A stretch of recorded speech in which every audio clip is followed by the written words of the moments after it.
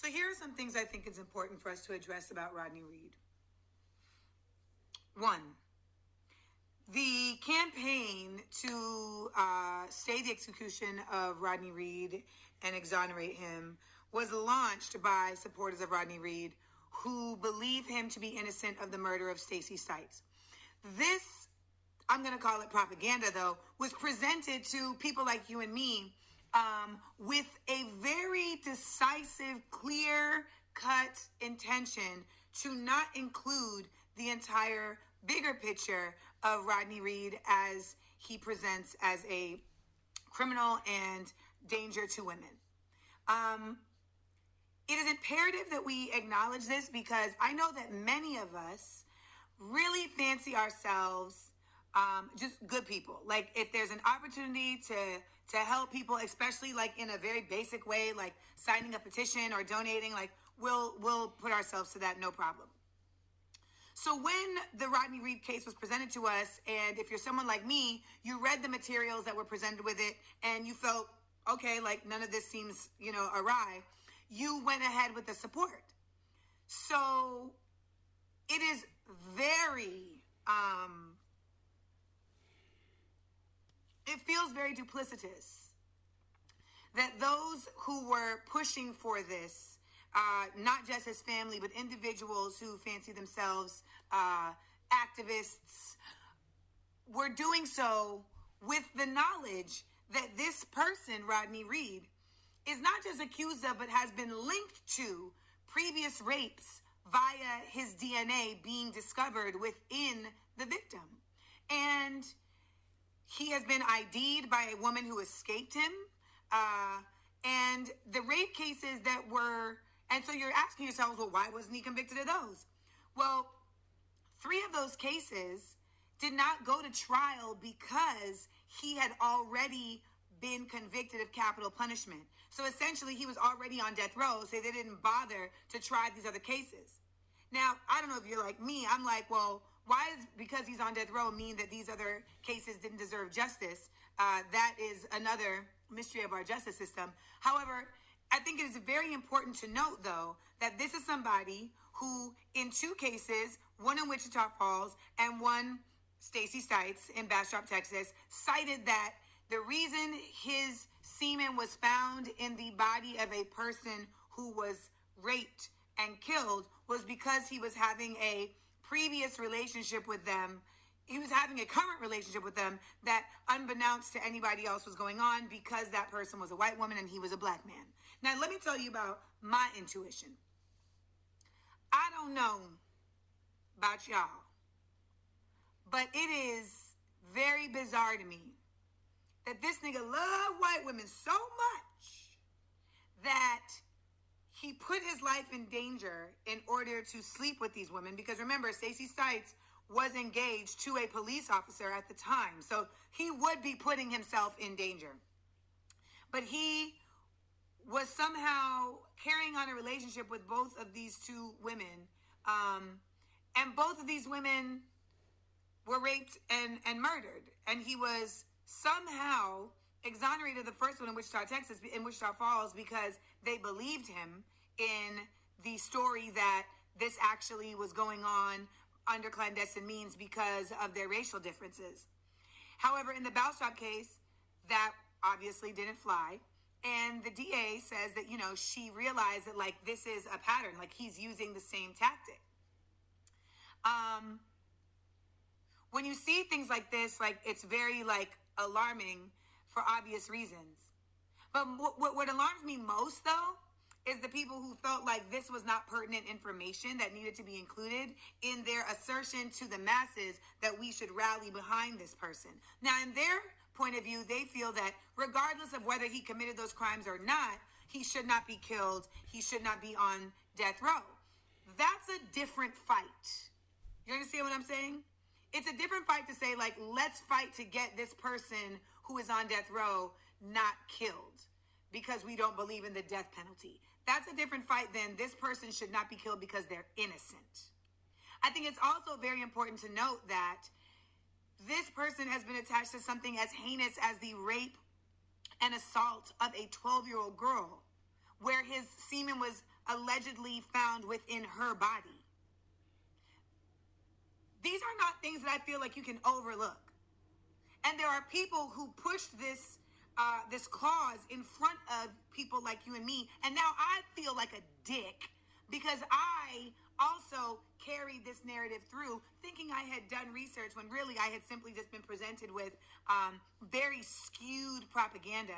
And it once again presents us with the quandary of how do you really trust? How do you really operate as a good person? How do you really function in society when even the attempts at honestly trying to bring people to freedom are shady and shitty?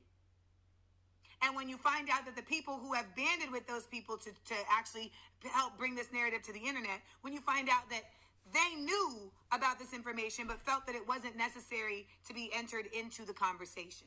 Well, I don't know about y'all, but I felt like that was very necessary information to be brought into the conversation. And now that it has been brought into the conversation, I wholly regret lending my name in the defense of this man's freedom from the death penalty. I wouldn't say that I have strong feelings either way in terms of the death penalty when someone is guilty.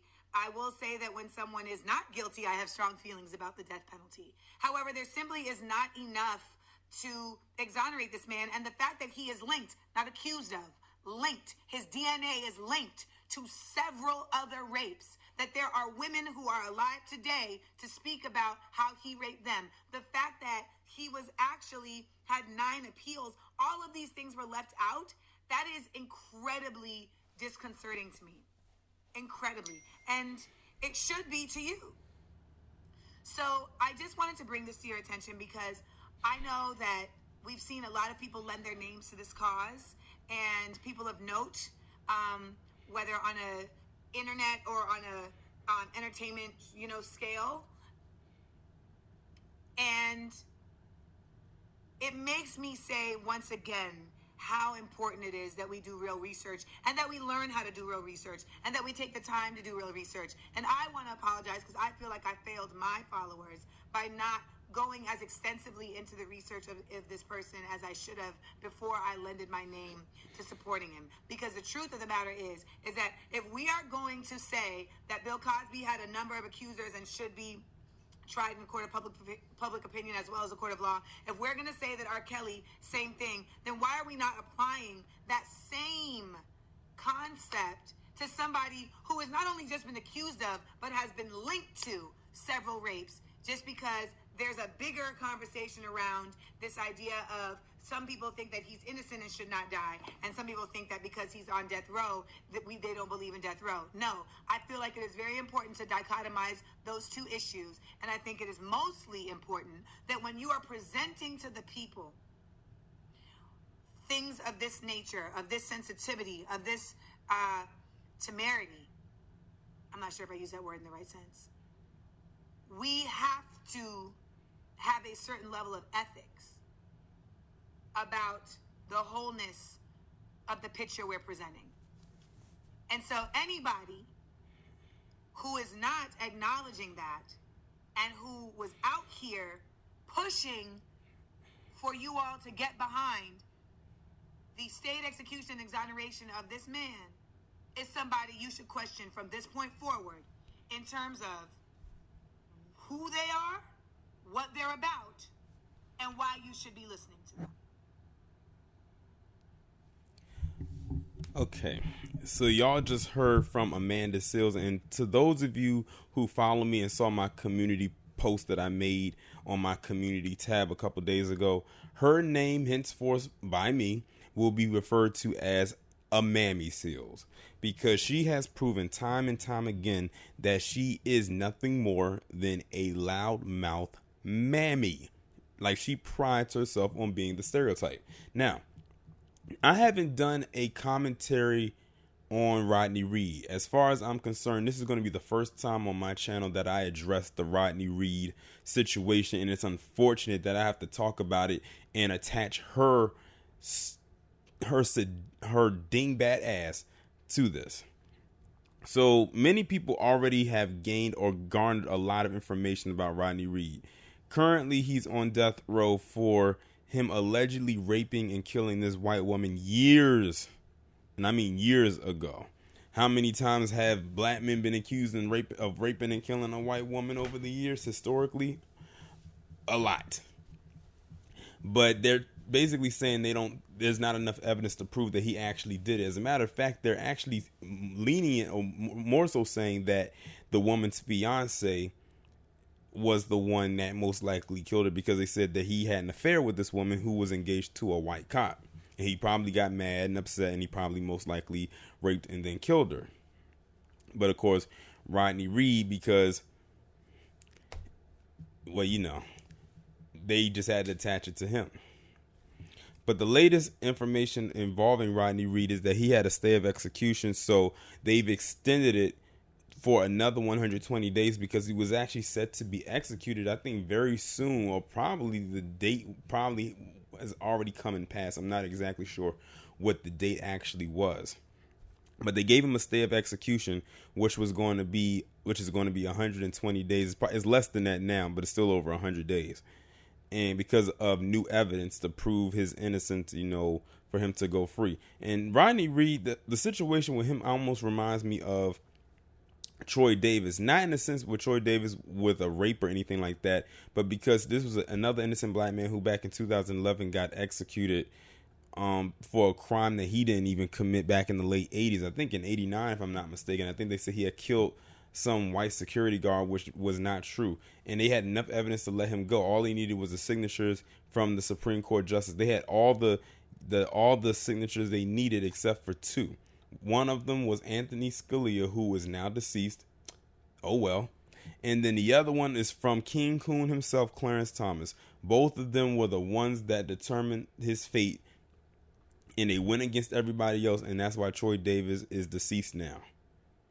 And now you see why I have a huge disdain towards Clarence Thomas. And when he gets his wake-up call, come hell or high water, it is going to be one hell of a celebration when that happens.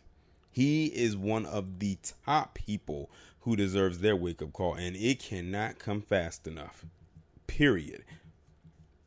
But anyway, let me get back to this right here. Everybody who listens to anything that comes out of Amammy Seale's mouth should take it with a huge grain of salt.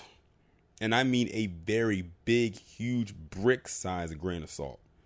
Because this chick right here is not credible whatsoever. She has an intense hatred for black men. Let me go back to a few months ago when she decided to get on her little podcast and accuse a black man, Dr. Myron Rolle, who used to be an NFL player. Now he's a doctor. I forgot what his practice is. And decided to accuse him of sexual assault or whatever it was. I don't think it was against her, but against somebody she claimed to have known. But I think she made the person up, to be quite honest. And to this day, this chick never apologized for what she did. What she decided to do is, when she felt the heat of this, was to go on a comedy, like a little stand-up thing that she had, and invite a whole bunch of black men out of the audience, hold hands while singing "Reach Out and Touch Somebody's Hand." I think it was that song or some other song. It looked like a Negro spiritual kind of thing up there. I said, is this chick serious? That was her way of, quote unquote, apologizing. She is no different than them palm colored people who want to give out these fake ass apologies that don't mean shit. No wonder her cast mates from Insecure don't like her. Remember I did that video about her where I had the cue violence on her finally when she couldn't get into that party? Was that Emmy party about a couple months ago? Now you can see why. Amanda Seales is the definition of toxic femininity. And she may carry herself like she's feminine, but she definitely lacks it internally. She lacks a lot of shit, and I think she lacks a brain. She's like the scarecrow on the Wizard of Oz. She lacks a fucking brain, and she needs to go see the wizard ASAP. But what kills me is when I'm looking at the comment section for the various places where people have given comment, like who have spoken about this, or where they play the video straight through, like the one I just did, and how many people are actually agreeing with her, saying, man, I knew I shouldn't have signed that petition. I knew I shouldn't have did it. I knew he was doing it. I knew he did it. Listen, all it took was the fact that this was a black man for you to bring out your I hate black men t-shirts and wave that flag. That's all it took. Because notice the example she used. She used Bill Cosby, R. Kelly, and then she ended it off with him. She could have used anybody else, but she used those two. Because the media has propped those two figures up, Bill Cosby and R. Kelly, because that's their trick. The trick is, and the goal was, and still is, to prop black men up as the sexual deviants. Even more so than palm-colored men, even though they have raped the world a few times over and planted their seed of degeneracy in every corner of this earth. But it's amazing that people are so easily going to agree with Amanda Seales when she didn't provide one link to anything that she said. Now, I had saw what she was talking about on social media before she came out and made this video. I think it was like sometime last week. And a lot of people were starting to agree with that then. I'm like, y'all are going to just sit up there and believe what someone put out there on Twitter, and they didn't provide one link, not one court document, not one shred of proof of this. Y'all just instantly believe it because y'all in your minds, like hers, a black man, no matter what he does, he's just automatically guilty until proven guilty. No innocence, just guilty. I swear, lamestream media and the palm-colored machine has worked their witchcraft on many of you. And they have you in their clutches. And some of you are glad to be there. Some of you don't even know that you're there, but you function like it. And people are praising Amanda for putting this stuff out here like she's God. Let me tell you something right now. If Amanda was God, or goddess, or however you want to put it, I would find one of these four corners of this earth and leap off the bitch just to not be here if she was the god or the person who ran this planet. I'm just being honest. I think that's what makes it bad, is because people actually are running behind her and actually believing what the hell she's saying. And then you have people that's coming out and like correcting her, and then she's going to try to probably throw it back in people's face, because she's known to do this. She's going to try to throw it back in other people's faces and try to say that they're offending her because she's light-skinned. Listen, it has nothing to, you being light-skinned has nothing to do with it. It's the fact that you're a dumb bitch. That's all that is. You are a dumb, hateful, spiteful bitch, and nobody cares for you. I pity the fool who dares lay down and impregnates her. Like I said with Candace Owens, this chick doesn't deserve to procreate. She does not deserve to bear children. I wouldn't even let her adopt. I wouldn't even let her own a dog. Because if they would have to take any type of traits coming from her, the world would be doomed. It would knock the earth off of its axis more intensely than an earthquake ever could. This chick does not, I repeat, she does not like black men, and will be one of the main ones to complain that she can't get a man and make it seem like it's the men's fault. She literally has what I call the Charlize Theron syndrome, because she said the same thing. You are one of the most fucked up people, but then claim that it's men's fault that you're fucked up. No, it's your fault that you're fucked up. No one else can take that blame but you. She gets on her platform because she knows she has a strong platform, and she puts this stuff out there without any proper research. And when people try to correct her, she's going to have her little fan club come up behind them and say, no, you're wrong and she's right. With what proof? I don't have any proof. She's just right because I like her and she's funny. The bitch ain't funny, but she is funny looking. Amanda Seales looks like a goddamn mole rat. And functions like one too. And the thing is, she can say all of this stuff with a straight face with no shame in her game. Because she knows people will eat up whatever it is that she says. Now I wonder, did she have this same vitriol for Brock Turner, a person we know actually raped somebody who was drunk behind a dumpster and only got 3 months in jail? Did she have this same vitriol for Ben Roethlisberger, who has been brought up on multiple charges of rape and managed to escape all of them? Or what's his name? Casey Affleck? I can continue naming the names. Hell, Stephen Collins. But she'll probably claim she doesn't know them, or she'll do the classic, well, I'm not worried about them. I'm worried about us, because we gotta protect us and all types of stuff. She's basically doing the same thing that damn Tarana Burke is doing. Well, it's not my job to go after white men. And I bet you that Amanda Seales, she's just regurgitating something she probably heard from somebody else, but she wants to get on her platform and make it seem like she did all this research. She ain't researched a goddamn thing. She probably went onto WikiLeaks or any type of Wikipedia based website and pulled some shit up, and they don't put no facts up in there. Anybody can go on there and edit stuff on that website.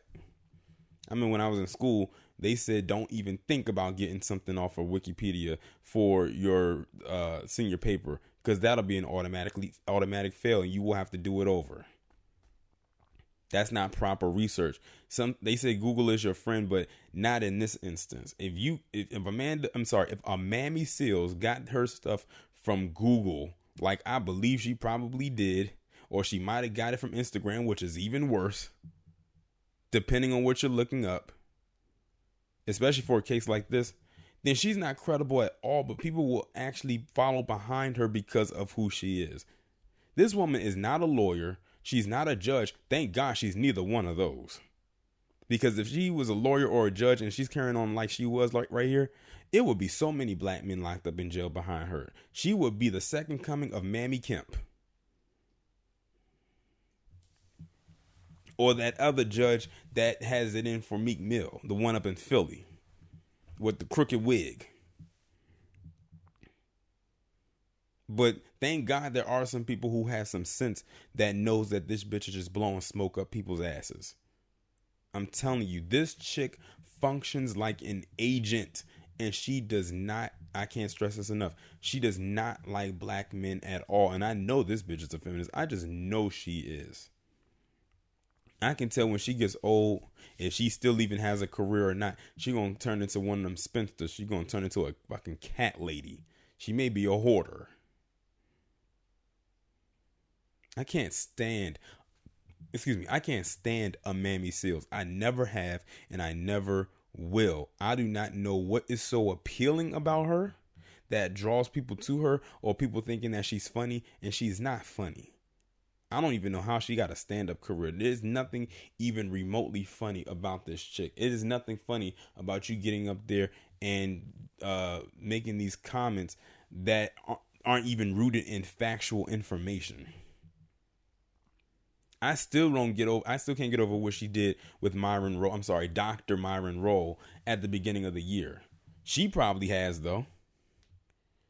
And that's probably because people have not been throwing it in her face. And I remember when she did that, she had a flock of flightless bitches falling behind her with that, saying, oh, he had to have done it because she said so. I'm like, are you serious? They hang off of this heifer's every word. Like I said, I don't know what the appeal is. I guess it's because this woman doesn't like black men so much that they need someone to act as a buffer, so they hang off of her to take the heat off of them. And because she has a platform to do it, so they will definitely hang off of every word that she says. I wonder what she had to say about Centoya Brown. I'm going to leave that one alone, but that was just something I threw out there. I wonder what she had to say about her, though. Just questioning. Because she sounds like the type that would probably give a woman a pass if she was in this situation. Something just tells me that she would.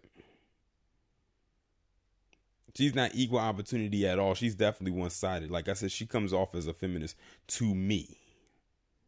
To me, she comes off as that. I bet you she was probably one of the other ones leading the charge with the Nate Parker situation back in 2016. But the thing is, we didn't really know who Amammy Seales was back then. I wish it was like 2016 or in like back in 2016 where we didn't even have to know her now in 2019. She's like one of them people that I wish I could find a damn genie like in Aladdin, rub the damn lamp, have him come out, and if he grants me 3 wishes, one of my wishes it would be to make Amammy Seals just go the fuck away. If it's anybody this year who has pissed me off a lot, she's definitely up there. She's probably in my top 5 people that I do not like. And there's a long list of people I don't like. But she's up there. She's in the top 10. She's damn near cracking the top 5. But I know I kind of went off on a tangent about her, but it's just that it's just something about this chick that I don't like. It's a lot of things I don't like. Scratch that. This being one of them. And she walks around here like she knows every goddamn thing, and she doesn't. And she only feels that way because people keep giving her ammo as if she does. And she's not. She is not all-knowing whatsoever. Whatsoever. And if people will stop blowing smoke up her ass, maybe she will stop talking. But something tells me she won't, because she craves the attention. She loves getting this attention right now, even if it's bad attention. Because like they say, good attention, bad attention is attention. Like good press, bad press is press. She knows what she said was wrong. Just like that whole Dr. Myron Rose situation. Like I said, and she has still yet to apologize about it. And I think when people were trying to press her to apologize, she made it seem like, what am I supposed to apologize for? Because you lied. That's why. And you tried to ruin a man's reputation as a doctor, and you could have ruined his livelihood. That's why you should apologize. If I was him, I would have brought her up on charges for defamation of character. Because realize, the whole person that she said that her friend came to her and told her about him, we still never heard from this friend. We don't even know who this friend is. That's why, because when, like I said back earlier this year, when that first came out, I said that so-called friend doesn't exist. They don't. It was all made up in her head, like the other little characters that are floating around in that maze she calls a brain. This chick is toxic, she is sick, and she needs to fade into obscurity as of a few months ago. How she still manages to have a career, if you want to call it that, is beyond me. Her time has been up. I've already given her the violins one time. The next time I give her the violins, I hope it will be on the ceiling of her coffin with the nail jammed shut into her career and buried more than 6 feet under. Y'all let me know what y'all think about this down in the comments, and I'll talk to you in the next one.